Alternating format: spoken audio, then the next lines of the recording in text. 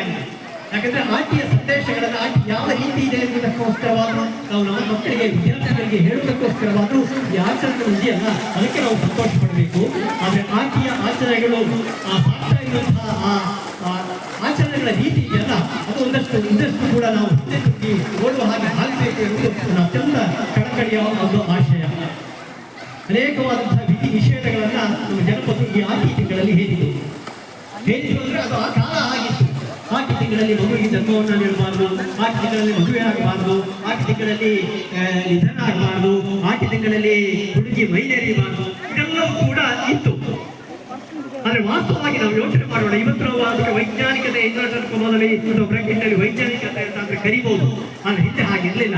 ಯಾಕೆ ಇಂಥ ನಿಷೇಧಗಳು ಇರುವುದನ್ನು ನಾವು ನಮ್ಮ ಹಿರಿಯರೊಂದಿಗೆ ಕೇಳಿ ತಿಳ್ಕೊಂಡಾಗ ನಮ್ಗೆ ಗೊತ್ತಾಗುತ್ತೆ. ನಾನು ಆರಂಭದಲ್ಲಿ ಹೇಳಿದ ಹಾಗೆ ಈ ಸಂಪರ್ಕ ವ್ಯವಸ್ಥೆಗಳು ಒಂದು ಕಡೆಯಿಂದ ಮತ್ತೊಂದು ಕಡೆಗೆ ಹೋಗುವಂತಹ ವ್ಯವಸ್ಥೆಗಳಿರಲಿಲ್ಲ. ಮದುವೆ ಅಂದ್ರೆ ಅದು ಸಂಭ್ರಮ, ಅಲ್ಲಿ ವೆಹಿಕಲ್ಗಳು ಹೋಗ್ಬೇಕು, ಅದು ನಡ್ಕೊಂಡು ಹೋಗ್ಬೇಕು. ಈಗ ವೆಹಿಕಲ್ಗಳಿದ್ದಾವೆ, ಆದ್ರೆ ಅವತ್ತು ನಡ್ಕೊಂಡು ಹೋಗ್ಬೇಕಿತ್ತು. ಸಂಘವನ್ನ ಹೊಳೆಯನ್ನ ದಾಟಿ ಹೋಗ್ಬೇಕಿತ್ತು. ಈಗ ಸಂಘ ಬಂದಿದೆ, ಅವತ್ತು ಸಂಘ ಇಲ್ಲ, ಹೊಳೆಯನ್ನ ದಾಟಿ ಹೋಗ್ಬೇಕಿತ್ತು.